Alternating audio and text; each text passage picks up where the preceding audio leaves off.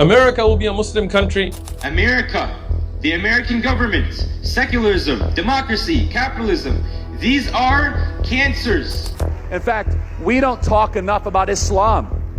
There is a red-green axis that is trying to suffocate this country. We talk a lot about the red, which is the Marxist, but we don't talk nearly enough about the Islamist. Look, if I'm being honest, this is one video I did not think I would be making so soon. But the United States of America is in big trouble. What we're seeing right now isn't merely immigration or diversity. It's all neighborhoods being turned into enclaves. It's school boards being taken over. It's city councils passing rules that line up not with the US Constitution, but with Islamic norms. From Dearborn banning books to Minneapolis broadcasting the call to prayer 5 times a day, to Texas nearly allowing an entire Islamic city to rise on American soil, this is happening faster than anyone thought. And we need to have an honest conversation about what that really means for America. Since 9/11, the United States has actually seen a surge in Muslim immigration. Refugee resettlement, family reunification, student visas that turn permanent.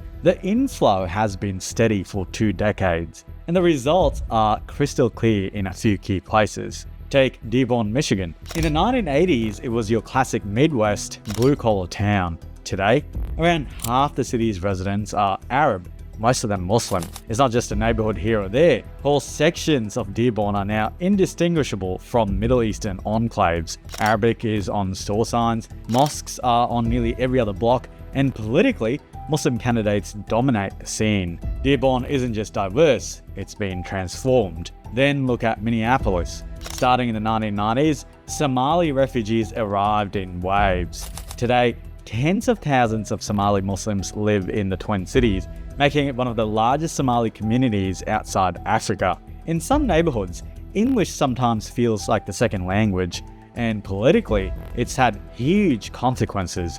Somali Muslims have built voting blocs strong enough to elect city councillors, state reps, and even send Ilhan Omar to Congress. And even in places like Texas, where the overall Muslim population is smaller, you're now seeing concentrated pockets forming. New developments, entire subdivisions being marketed directly to Muslim families looking to cluster together.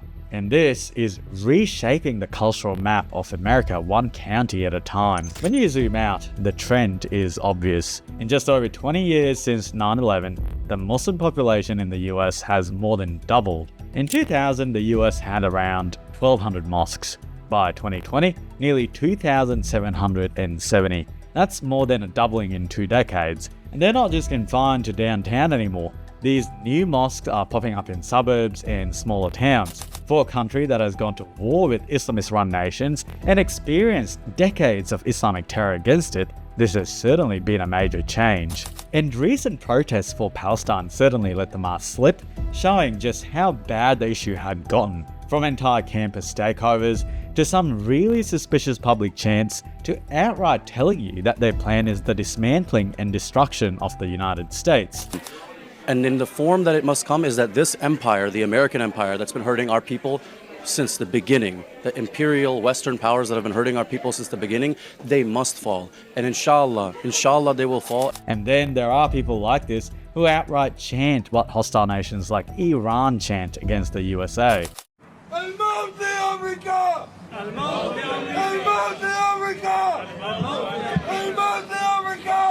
When asked to condemn this, Rashida Tlaib, a Palestinian who wants a one-state solution by the way, refused. At a rally in your district, people were chanting death to America. Do you condemn? Talk to Fox News. But do you condemn chants of death to America? I don't talk to people that use racist tropes. No surprises there. Now, once the demographics shift, the policies always follow. You don't need to look far for proof. Across these communities, we're seeing laws, ordinances, and school board decisions that would have been unthinkable just a generation ago, now justified as accommodation or equity, but in reality, they line up directly with Islamic norms. And ironically, they mirror what you see in places like the UK. Now, before we get to the next part, if you enjoyed this video so far, please hit that like button, subscribe, and consider signing up to Patreon. It helps keep the channel going, especially amidst changes in censorship legislation around the world and algorithm changes. And of course, you get early access, behind the scenes content, uncensored videos, and of course, access to me, all for less than a coffee a month. Now, take Hamtramck, Michigan. By 2013, it had already elected the nation's first Muslim-majority city council. Fast forward to 2023, and that same council, entirely Muslim men by the way, voted unanimously to ban pride flags on all city property. And it wasn't symbolic. 2 city employees who defied the ban were fired, and when they sued, a federal judge tossed the case. The ordinance stands. What used to be a Polish Catholic stronghold now enforces policies drawn straight from conservative Islamic values or Sharia law. Shift over to Dearborn. In the late 20th century, it became a hub for Arab and Muslim immigrants, and by the 2000s, Muslims were approaching a majority. The city elected its first Muslim mayor in 2021, Abdullah Hammoud, and its tenure coincided with some of the fiercest culture wars Dearborn has ever seen. In 2022, hundreds of Muslim parents flooded school board meetings to denounce books with LGBTQ themes. By November, the district banned 2 outright and restricted others. A year later, Dearborn schools were not just banning books, but also building Eid holidays directly into the academic calendar, closing classrooms so the entire district would align with Islamic observances. Cafeterias too now stock halal options as a matter of routine. In fact, his campaign videos now feature Arabic subtitles, and if you dare complain, the mayor calls you an Islamophobe and asked, yes, an American citizen to leave the city. You're an Islamophobe, and although you live here, I want you to know as mayor, you are not welcome here. And the day you move out of the city will be the day that I launch a parade celebrating the fact that you moved out of the city.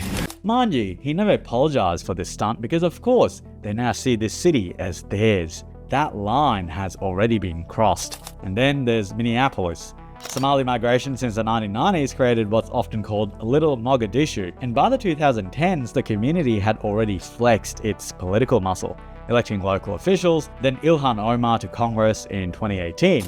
But the real turning point came in 2023, when the city council, including 3 Muslim members, rewrote the noise ordinance to let mosques broadcast the call to prayer 5 times a day, all year long. Early mornings, late at night, the city soundscape itself now reflects Islam.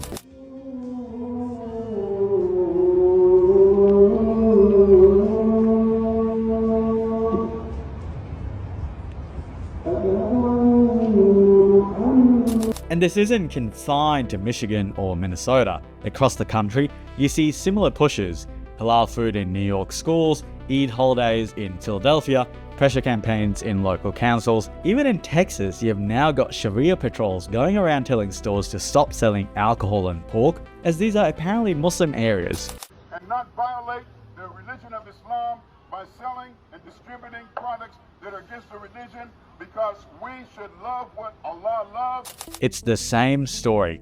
Once the numbers reach critical mass, ordinances follow. This brings us to Epic City in Collin County, Texas. Maybe the boldest attempt yet. This wasn't some simple neighborhood with a mosque in the middle. Epic City was pitched as a master plan development for tens of thousands of Muslim families, complete with its own schools, shopping centers, and community charter. The marketing talked about Sharia-compliant financing, Islamic codes of conduct for shared spaces, and religious facilities at the heart of civic life. In other words, not just housing, but a blueprint for a Sharia-shaped city inside the United States. State officials immediately sounded the alarm. They pointed to the project's draft guidelines that included bans on alcohol sales, modest dress expectations, and even quiet hours structured around prayer times. On top of that, the promotional material suggested that homes would only be sold to people who contribute to the overall makeup of the community.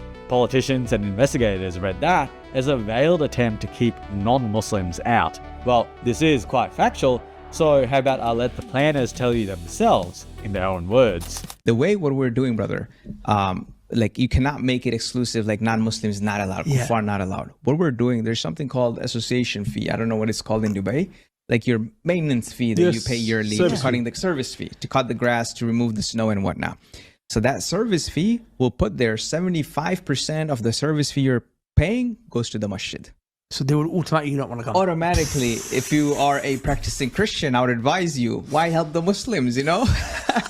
Let Muslims do their own thing, right? So this is the way we're going to put the clause. And our attorney already put it there. So we have, brother, think about it. Like a guy comes from Bangladesh, have no idea about anything. Brother, we're putting an application now where we're selecting the names of the streets in the United States of America. The developers, of course, denied any illegal discrimination, insisting it was just a culturally tailored community. They even changed wording on their website. But the backlash was so strong that Texas lawmakers stepped in with new legislation explicitly banning any self-governing enclave that might put itself above state law. Governor Abbott and Attorney General Paxton both weighed in, framing Epic City as a warning shot. The funny thing is, Epic City hasn't even been built yet, but the fact that the state had to pass a law to stop it shows just how far these ideas have already gone. The question now is simple. Will America follow the same path as Europe?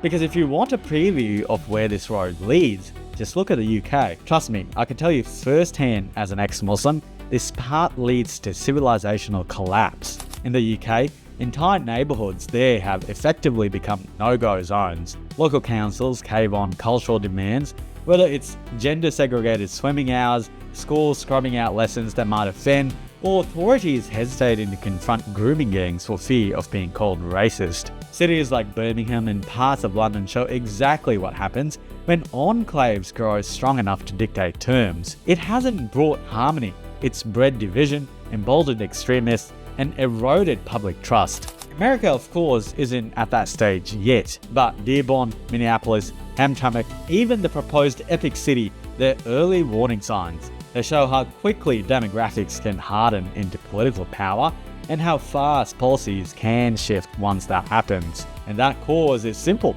immigration. Bring in large numbers from cultures that reject secularism, and you import the same conflicts, tearing Europe apart. If Americans want to avoid repeating those mistakes, the time to stand firm is now, before these patterns become irreversible. The choice is theirs: fix immigration, or watch the same fractures play out on American soil.